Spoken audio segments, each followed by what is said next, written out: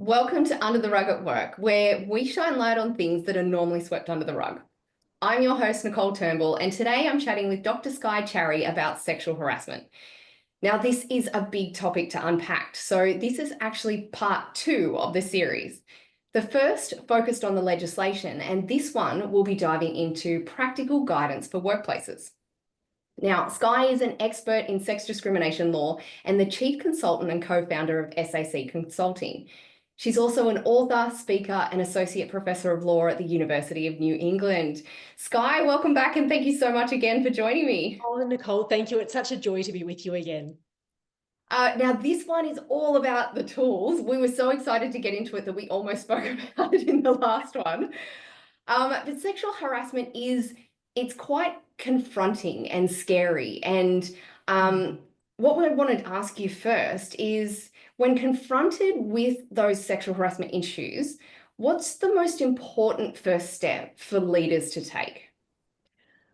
Well, I think the most important starting point is not to fix it, inverted commas, it's to feel it first and foremost, to pause and to really listen with openness and without defensiveness and with a mindset that says, I do believe you, I am here for you, your dignity matters. I think that at the outset, that opportunity, not to necessarily just dive in and to think, okay, there's something here that I need to do something about it. Law, I think I know what that might look like. It means that I need to initiate an investigation. You know, it's not necessarily that.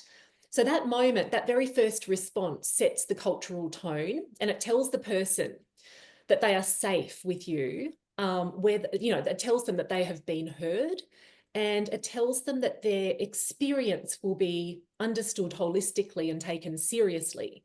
Yeah. So in the work that I do, we often talk about leaders aligning hearts and minds. So there is compliance, and we've talked about the law in our previous podcast interview together, Nicole. There's compliance, but there's also the human response that sits within the compliance framework. And disclosures of sexual harassment, when we receive them, don't land in neat, tidy, clinical spaces, and they don't necessarily land in neat, tidy bundles or wrapped up in string. They are raw and they are messy, and sexual harassment has an impact on the heart and the soul and the mind and the spirit that is incredibly powerful. It strikes at the very core of someone's dignity. And so the very most important and powerful thing that leaders can do, first and foremost, is to hold space, empathy and clarity for that person. That takes real moral courage as a leader. Sometimes it's easier to flick into our, right, let's solve this, let's discharge liability mode. It's easier to deflect and it's easier to minimize, especially when the allegations do feel close to home in the sense that they happen within the organisation. But dignity and trust, I believe, are built when leaders choose that hard right over the easy wrong, when they're willing to sit in the discomfort and to respond not just with policy, but with presence. That's my firm belief. I love all of that. There are so many nuggets that you've just shared there. And if you're listening to this and you're confused about what sexual harassment might look like, I definitely refer you back to part 1 of this series, because Skye, you go through that in detail. But what you've just said there is something I see all the time. So there's a complaint, or someone comes to someone, and then the organisation or the individual gets really scared and defensive. They go into that fight or flight or freeze. They want to fix it. They want to get rid of it. They want to sweep it under the rug and think that it's a huge thing that could insert example of an assumption here. And it's really damaging to the individual and to the organisation to do that. So what you have just said to do instead gives me goosebumps and really brings back that empathy, that understanding, that just listen. Don't feel like you have to fix it. Don't feel like you have to run away from it, or that it's going to be whatever your assumptions that you're making. sit there and listen to the person who's talking to you and have that heart and that empathy. They will feel that. Everyone will feel that. Oh, I love that. My second question is how can leaders develop that resilience and stay committed to change, even when there might be some resistance? So when it comes to sexual harassment, there is often resistance. So how can they do that? So resilience in this context doesn't come from being tough. It comes from being anchored in purpose. And I mean, let's face it, this work as leaders can be confronting. It can be challenging. And what it does is it challenges long-held beliefs and habits and workplace traditions. But I always think that leaders have an opportunity to really embrace that notion that discomfort doesn't mean that you're doing something wrong. It means actually that you're doing something important. So the moment that we start to feel, that there is something about this that's taking me out of my comfort zone and into something that feels hard, that's actually a moment that we can say, okay, good. So this means that I'm actually doing something that counts as a leader. This means that I'm doing something that actually is going to have an impact for someone else. It might mean that the discomfort comes from having those conversations that are really quite vulnerable that we spoke about just a moment ago. That's hard. It's hard to actually just even hold space for someone when they're sharing about their most vulnerable moments. But, this work really matters to create a space where people feel safe, respected, to be able to contribute to a workplace without fear and shame. That's really powerful stuff. And when we start to make changes in our workplace to that effect, the change won't necessarily even be linear. It will test you. There will be days when you feel the pushback. There will be days where sometimes you just feel as though things are perhaps out of alignment. That there are going to be days when it's important to remember the power of just keeping on listening, keeping on learning, keeping on showing up. Yes. This is all about moral courage at the end of the day, the ability to choose, as we've said before, about that hard right over the easy wrong. Yeah. And that's what I think builds resilient leadership at the end of the day. It's not about perfection. It's about the willingness to stretch for the next person and what it is that person really needs you to show up and support them in, and how. Yes, again, gold. And I think I love this so much because you're talking about that courage. You're talking my language, and the discomfort doesn't mean it's wrong. It means it's important. And to just change and reframe the lens that we're looking at these things with makes such an impact and such a difference. I'm super excited to get this podcast out. Because it will be so practical and supportive for leaders, workers, and workplaces. And that's exactly what the podcast and the work that we do is about. So let's get into some of those details. What are some of those practical techniques for dealing with resistance when trying to address sexual harassment? Because it is kind of still new in the legislation when you look at, the point in time that we're in. So you do see some industries and some people and some workplaces and some workers who are resisting. So what's your thoughts and some practical techniques for leaders and workplaces to help manage that? So I think, resistance is always going to be a natural part of the work that we do as leaders. We're often asking people to reflect on long-held beliefs and unspoken norms and behaviours that they have never had to question before because no one's ever asked them to. One of the most effective ways to work with that resistance is to meet it with empathy, as we've spoken about before, not with opposition. Yeah. So this might even sound something like, I can tell that this is uncomfortable, and that's completely understandable. These are big conversations and it's okay to feel stretched by them, but they're important for us to have. So rather than shutting resistance down, we can work with it. We can treat it as an opening for some sort of a conversation that really does count, that really matters, that takes us out of that comfort zone together and into the zone where courageously we take steps to change. And I think that there's a real place also for leaders to use real stories and narrative instead of just policies and data, because lived experience shifts hearts. Lived experience and stories are catalysts for change. I really believe that.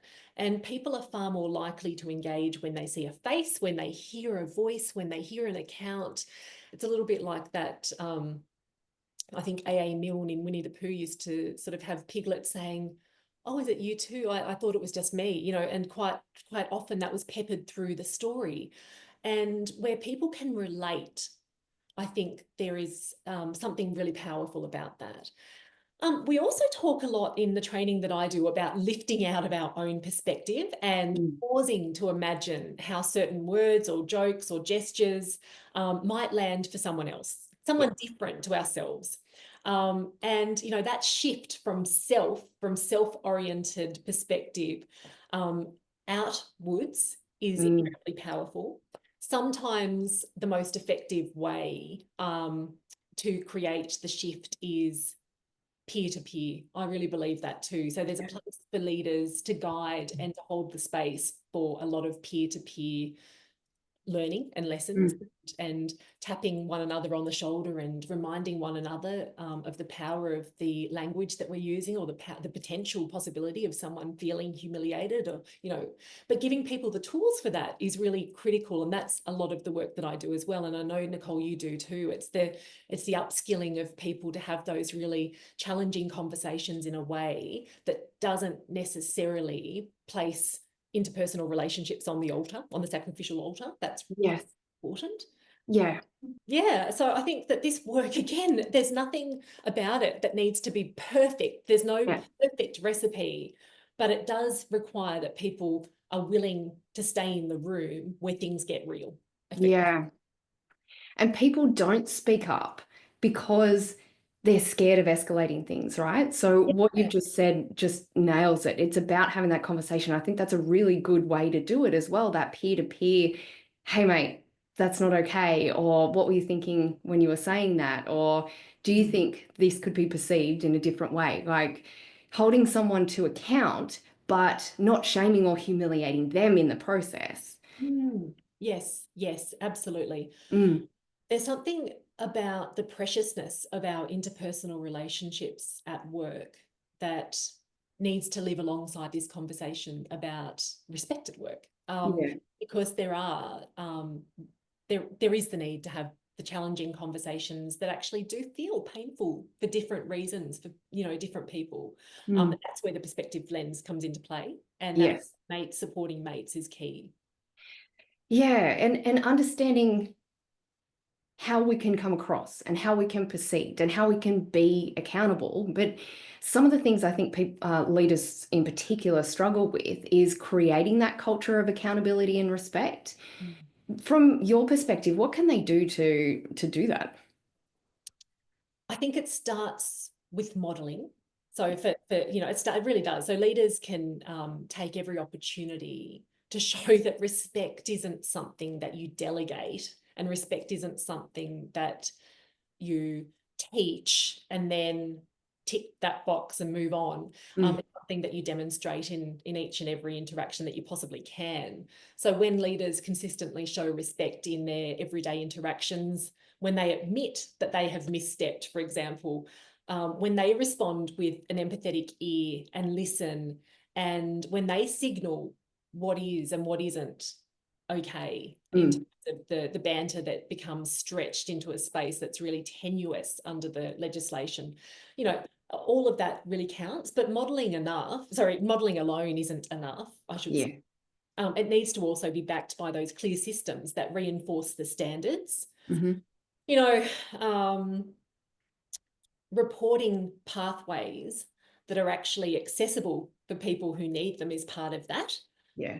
Policies that reflect, as we've said last episode, the lived experience of people on the ground, and don't assume necessarily that people who are working in a shared environment have access to the same tools and equipment for reporting that perhaps someone in an office or in a boardroom environment might sort of have.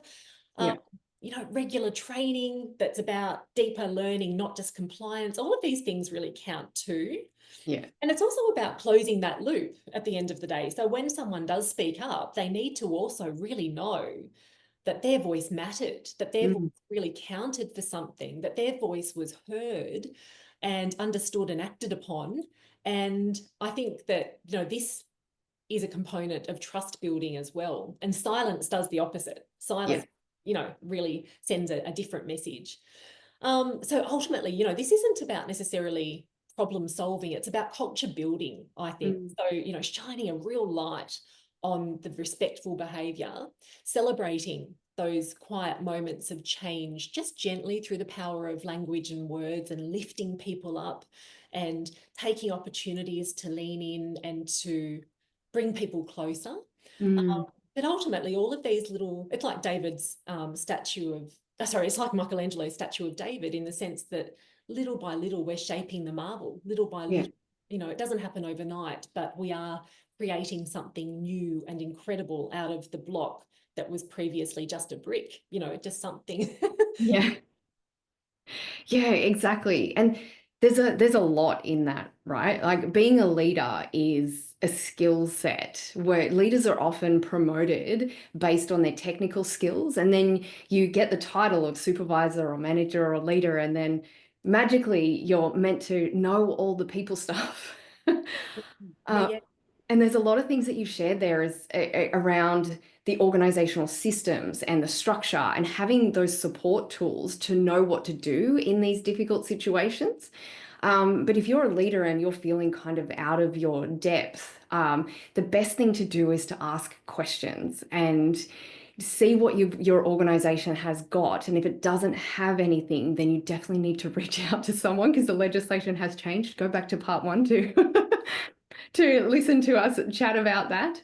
But the expectations on leaders and organizations is quite high. So having the ability to understand what they are and support your workers with what's needed to give them the tools to be the best that they can be is really important. But what we're talking about here too is that individual, that heart, as you were talking about earlier, and knowing how to listen, knowing how to hear what might not be said and behind the lines, and creating the team culture, but that sense of safety between the individuals as well.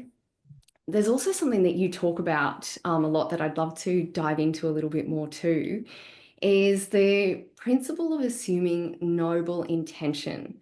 So how can leaders use this principle when addressing inappropriate behaviors without excusing the harmful actions? Assuming noble intention means that we enter a conversation believing that most people want to do the right thing, even if they have missed the mark. So it gives us a place to begin that is not about shame and not about blame. Instead, it opens up that possibility of having an enriched interaction rather than a confrontational one. So, for example, a leader might say, I know that you care about your team, and I do want to share with you something that might help strengthen that approach further. So that simple frame holds someone to account without necessarily attacking their character. And separates the person from that behaviour. And that's where the change becomes possible. So when someone feels safe enough to reflect rather than shamed into silence, there's something really powerful about that. Assuming that noble intention, though, doesn't mean that we ignore harm. Harm still needs to be addressed, but people still need to take the responsibility. And we can do that while treating all people with dignity, no matter who they are. So in my work, I often see that this approach invites a much deeper learning, and people become I guess they realise that there is safety to be had even in the midst of that deeper learning about the way that some of these behaviours can land, and the way that now they are caught under a framework of zero tolerance. Yeah. Because people are more likely to shift behaviour when they feel respected rather than cornered, I think. So in many ways, this is the hard work. This is the work of leadership, holding those high standards and holding people to account with care. And if we can get that balance right, it can be incredibly transformative, not just for individuals, but for the entire culture. Yes. Again, I love it. And I like to say, you know, what's the objective? What do we want to achieve here? Because going to your point, when we shame someone or humiliate them or put them in a place where they become defensive and are reacting and kind of fighting back, the change is limited. But if the objective is to actually make change, then coming at it from the perspective that you were just talking about, and I'd highly recommend to everyone to rewind this and listen to the words that you've shared and how you can use those, because it really does simplify things.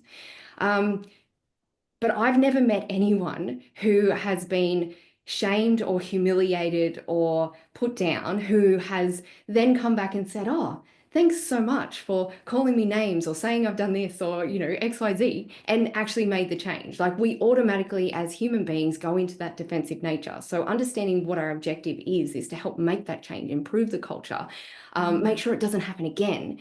Then looking at it again from that different lens, just, yeah, aligns with everything that you have just said. And we don't want to excuse any of the actions, but again, what objective do we want? We want systemic, long-term, real change. Yeah. Can you share any real-world examples of where this has been successful? One example that I use a lot when I'm actually running my workshops, I can absolutely share with you. Yeah. So there's a hypothetical scenario that I discuss, and there are variations of this scenario, but in that scenario, there's a senior employee named Tony, or named, you know, Mark or Michael, who has made an inappropriate comment about someone else's backside in front of other people. And there's a woman on the receiving end, and doesn't necessarily have to be a woman, but it often is because of the nature of the you know, this common scenario that plays out, which I've heard a lot about. So the woman on the receiving end chooses to address this behaviour privately, and she does that really calmly, using a powerful combination, I think, of clarity and dignity. And so she says something like, you know, perhaps, Tony, it wasn't your intention to humiliate me earlier with the comment that you made, but I did feel embarrassed, and I don't want to feel like that again at work. And I thought that it would be best to speak with you about that quietly now. Can we do that, Tony? You know, and the nature of this scenario, and there's more to the scenario, but I'm just sort of shortcutting it for the purpose of this discussion. That conversation really can have real impact. And in that hypothetical, you know, Tony is initially surprised, he's defensive even, because, you know, perhaps that hypothetical person who has approached him has come from a place of real strength, actually, and assuming also his noble intention. So he's sort of, you know, caught off guard, because it's nothing about that scenario happens in the way that he might anticipate. And I think for that reason, it's quite a powerful opportunity for us to reflect on the power, A, the power of language and words, and B, how it is that we can actually have transformational opportunities that come from perhaps a darker place. You know, nothing about that particular scenario was enjoyed by that hypothetical person who was on the receiving end. And yet, over the course of a conversation, there's an opportunity for her to say, you know, I really value our interpersonal relationship at work, and I want that to continue. And for that reason, I've chosen to come to you and to have this discussion, because it matters that that we have that really good relationship moving forward as well. It's really precious to me. It's really something that I value, and something's gone wrong here. But let's talk about what that was, so that we can move past that together and stronger for it. Yes. And it's such a simple example, but it de-escalates it for both sides. We kind of, what I share with people, if we ever feel like we're in that fight, flight, or freeze mode, if we go into the defensive, the best thing to do in that moment is nothing. Yes. Because often it's our logic switches off, and often what comes out of our mouth is not what we look back on and say, well, that, made change or made impact. It was, it often comes from that defensive point of view, and we are defending ourselves in those ways. But again, what's our objective? Do we want that change? Do we want to make sure that we have a good working relationship with each other? And having that respectful conversation allows for that to happen. If things don't improve, then you've got, clear evidence of you trying to have that noble intention and improve the working relationship. And it failed. There's clarity there. But doing that first rather than, having the attack back in that situation, will mean that he will think about it in future, that he probably won't do it. If he's a decent person, won't do it again, not only to you, but to anyone else. So yeah, it is a really simple example, but I appreciate you sharing that. And look, again, we could talk all day about this. But I love your experience, your expertise. Thank you so much for joining me on this two-part series. If there's anyone out there who's listening to this saying, oh gosh, I need Skye to come into my workplace, what's the best way for them to connect with you? What I'll do is I'll provide you with my details, Nicole, and people are just so welcome just to reach out and to have a chat, to rumble with these topics with me, to talk about sexual harassment. I do offer workshops and training as well. I'm on LinkedIn now, which is really exciting. And I do have a website, which is the SAC Consulting website. So you can look up Skye Charry in different ways if you'd like to, and I'd love to hear from you. Fantastic. Again, thank you so much for this incredible deep dive into sexual harassment. For anyone listening, if you found the conversation valuable, please subscribe and share it. We'll see you next time on Under the Rug at Work, where we continue to shine light on issues that are too often overlooked.